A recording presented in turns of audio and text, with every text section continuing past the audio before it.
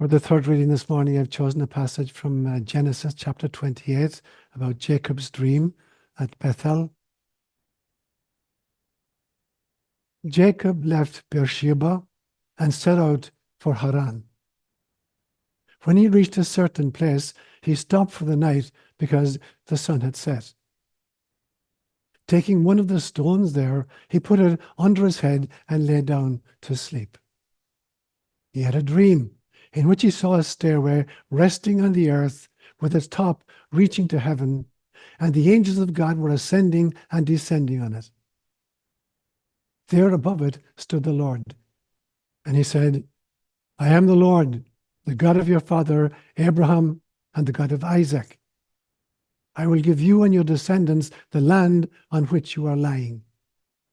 Your descendants will be like the dust of the earth and will spread out to the west and to the east, to the north and to the south.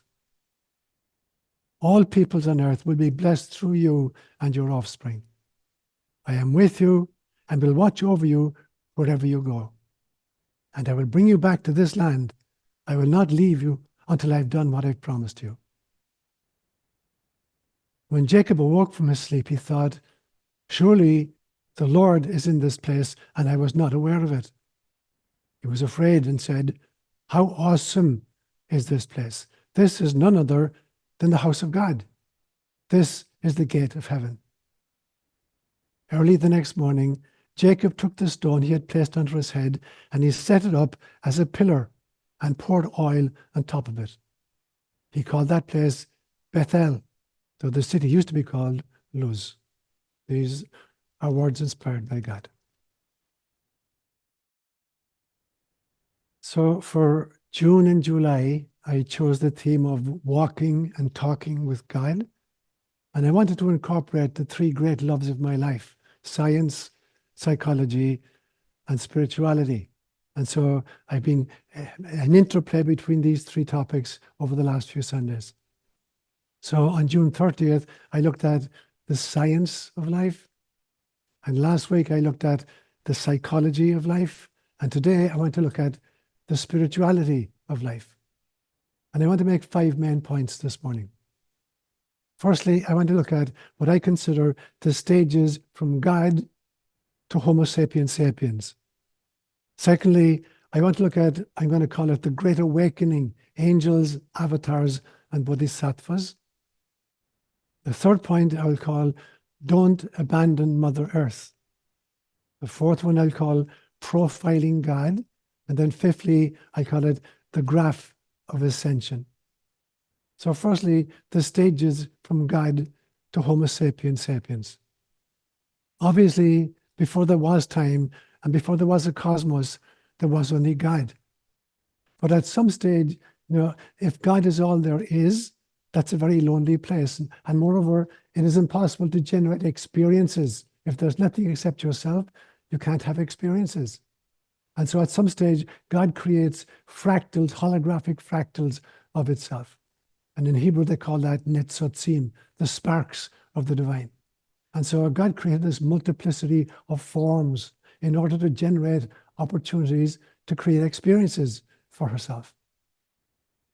Last September 2023, I had a series of really powerful visions.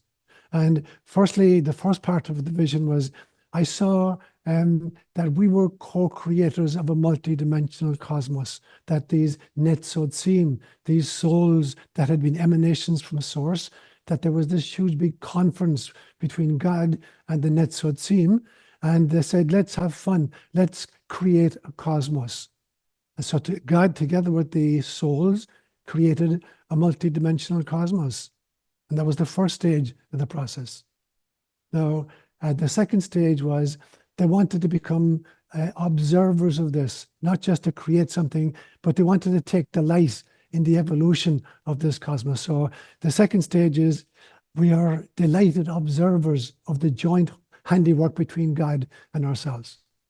And in Buddhism, there's a notion called turiya. It's the notion of the witnessing consciousness. It's the way parents watch little children through the back window as they're playing in the backyard, and they're taking delight in the activities of the children. They're not involved with those activities, but they're taking delight in watching the kids play.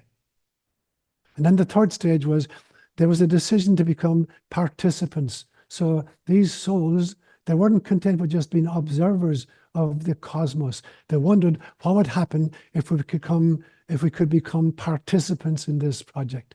And so there's a kind of a self-immersion into the deeper, darker densities, all the way down to three-dimensionality.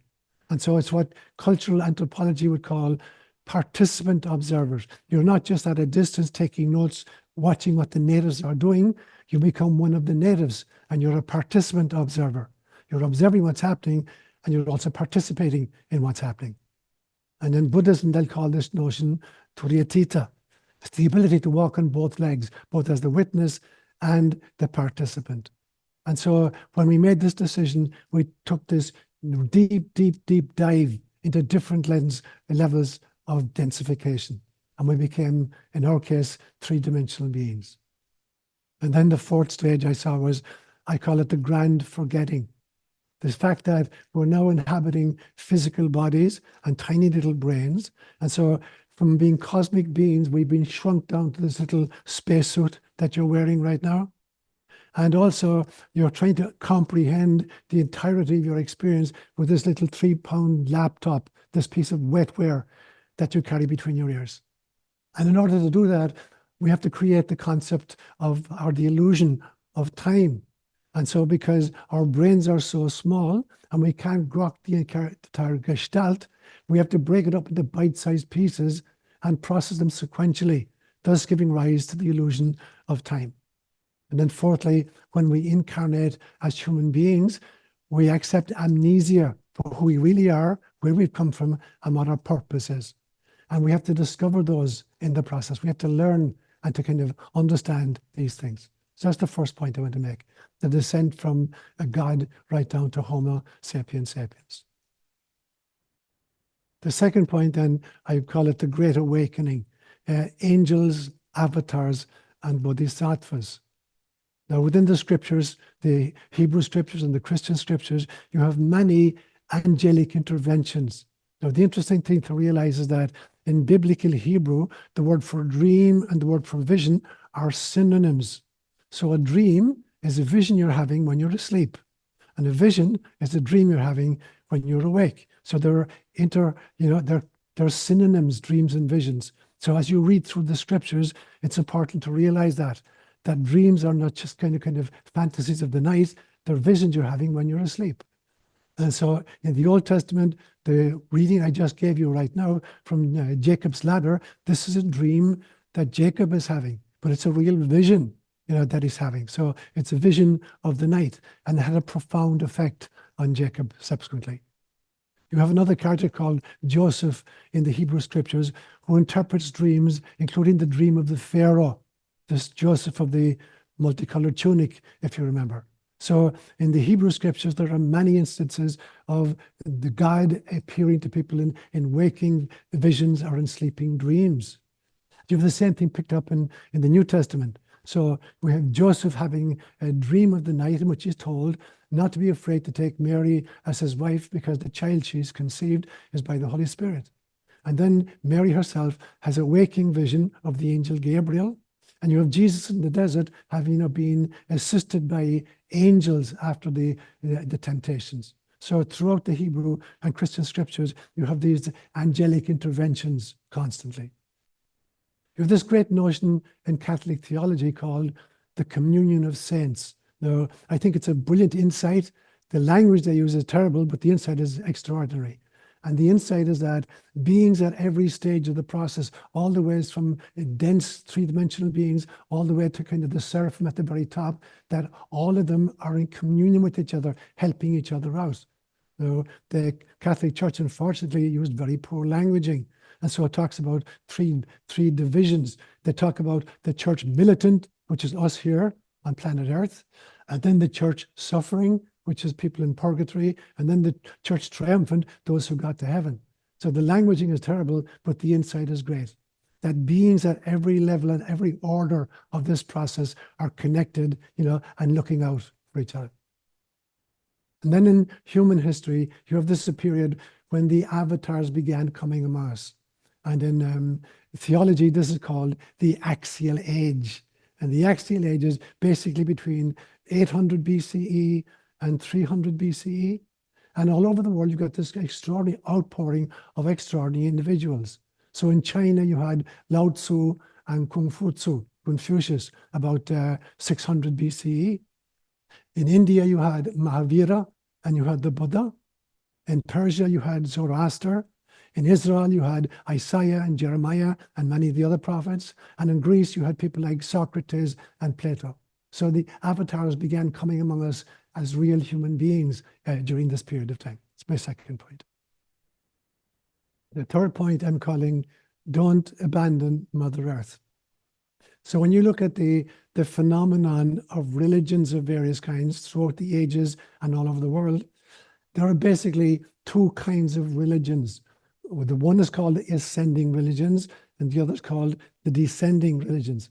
I want to propose a third category this morning. So just let me tell you what we mean by ascending religions.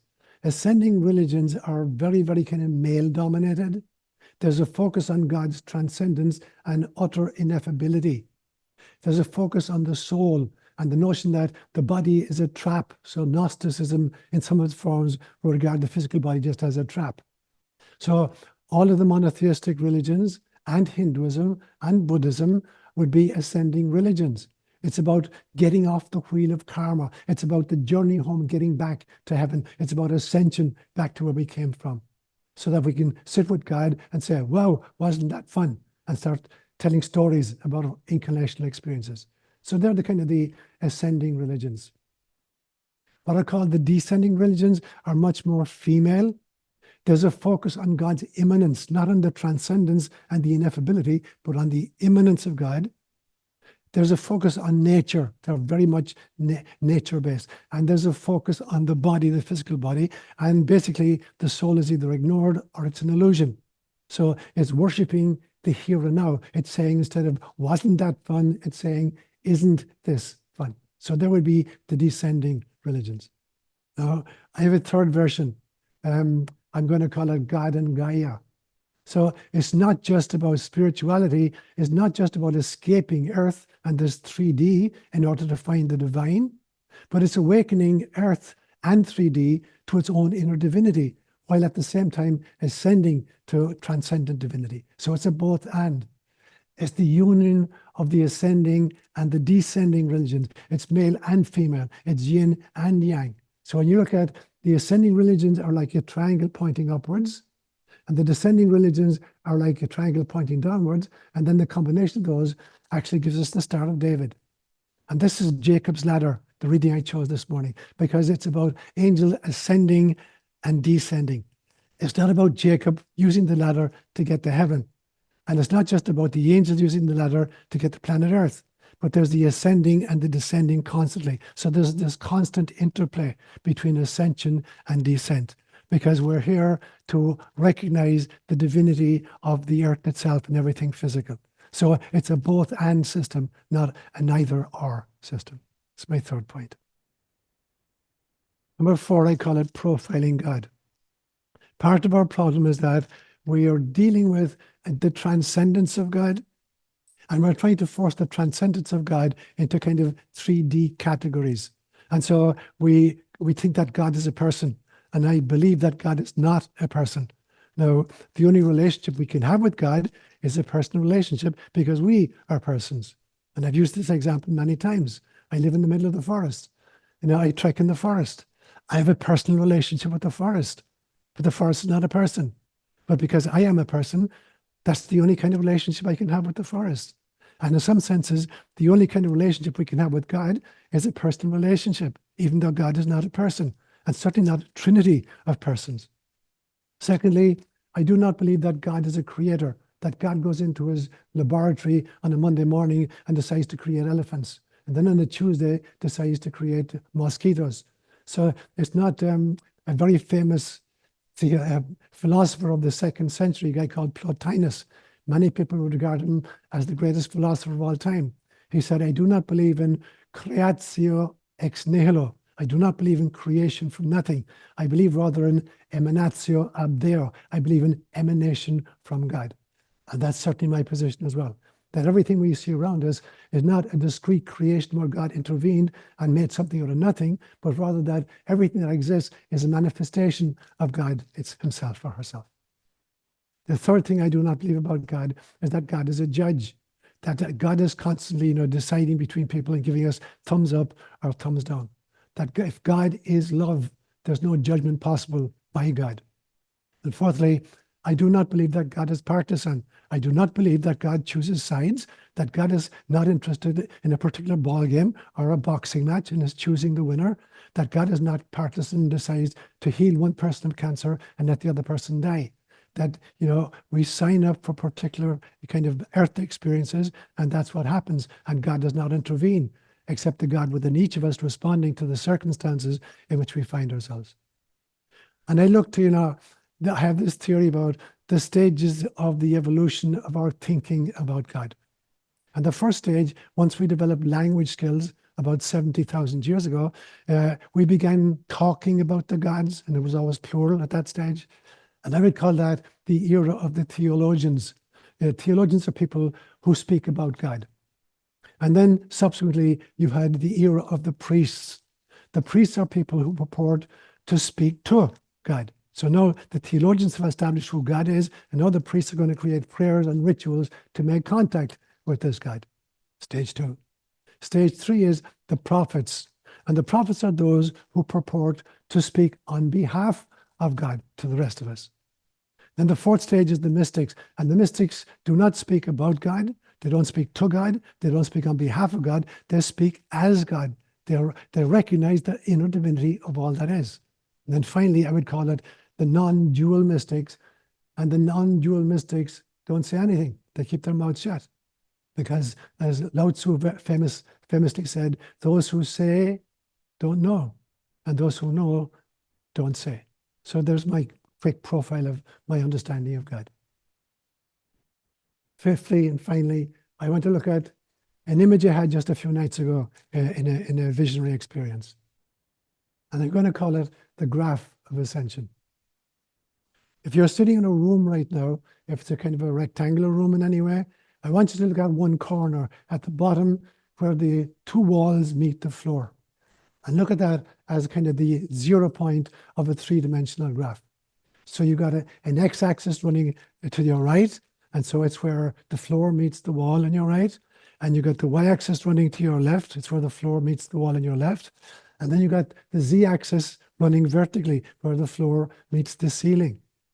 Now, I want to give names to these 3 axes. I hope this isn't too complicated. The x-axis I'm going to call complexification, or I call it levels of divine manifestation, and I'll explain that in a few minutes. The y-axis I'm going to call evolving self-identification, and the z-axis I'm going to call reincarnation.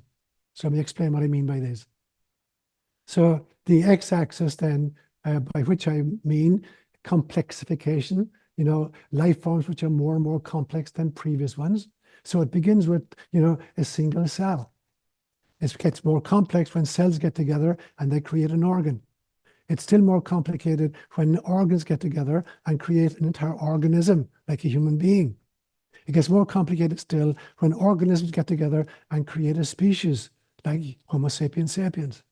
It is still more complex when all the species on a particular planet, Gaia, get together, and now you have the intelligence of Gaia herself.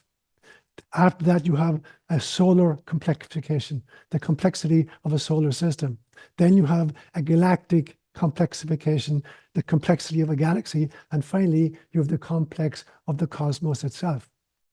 Now, in fact, actually, the complexity goes down as well. It goes far below single cells, down to molecules and atoms and subatomic particles, and finally energy itself. So that's what I mean by the x-axis, this complexification of life forms, all the way from cells to the cosmos itself. There's your x-axis. The y-axis then is kind of the evolving self-identification. And so on this particular axis, firstly, elements tend to identify with their physicality. So let's just deal with human beings for a moment. So we identify with our physical beings, our physical spacesuit. After a while, we begin to see that there's an etheric version of ourselves, the energy system, the life force. Above that is the astral level, the place of emotions and dreaming. Above that is the mental level, the place of Platonic archetypes. Above that is the psychic level, where you have these psychic gifts. Above that is the soul, part of the Netzotzim, and above that is source. So for the y-axis, then, there are various evolutionary senses of identification with the self. Now, each upward shift of self-identity incorporates and has access to all the lesser identifications. And the lesser identifications are actually benefiting from this upward shift. And so if I regard myself as Seán, if my identification as Seán, I'm benefiting from my Gaia identification, from the fact that I realize I'm a being of planet Earth itself. I'm benefiting from the realization that I'm part of life forms on the planet, once I have access to that. And at the lower level, my cellular identification, the cells in my body, I've got about 70 trillion cells in my body. Each of these, and each of my organs, whether it's my heart or my liver or my kidneys, they're all benefiting from and contributing to my identity as Seán. So it's a two-way valve, upwards and downwards, benefiting from each other. And then finally, the z-axis is reincarnation. So as I said last Sunday, it's not just the individual soul that reincarnates, but the collective soul also reincarnates. And that's true at every stage of the fractal. Single cells, reincarnate. We know that we're losing cells at a phenomenal rate every moment. And so cells are reincarnating hundreds of times a day. And this is true all the way up to the pre-cosmic source itself. When you think about particular organs in your body, your entire stomach lining reincarnates every 6 weeks. Your entire skeletal system reincarnates every 6 months. Every single cell in your skeletal system changes in a 7-year period. And so karma then, both good and bad karma, is generated at every level of the collective. And hence, there's ongoing reincarnation at the collective levels, and it's for two reasons. There are two reasons why, at a collective level, we reincarnate and generate karma, both good karma and bad karma. Why do we keep reincarnating as a species? And we can see that reincarnation happens again and again and again. Planet Earth itself has reincarnated at least 6 times. When you look at the major extinctions on the planet, it has reincarnated at least 6 times. So you look at ourselves then, the human species, we have reincarnated again and again and again as groups. And so part of it is to heal the past, decisions we made as a species in the past, and part of it is to create a better future. So if I were to sum it up, I would say that reincarnation at every level of the evolving self-identification is the key to this ongoing ascension, whereby the immanence of God fully appreciates and moves back into union with God's own transcendence. So reincarnation is a fact of life at every level, from the cell to the source. Namaste, my brothers and sisters.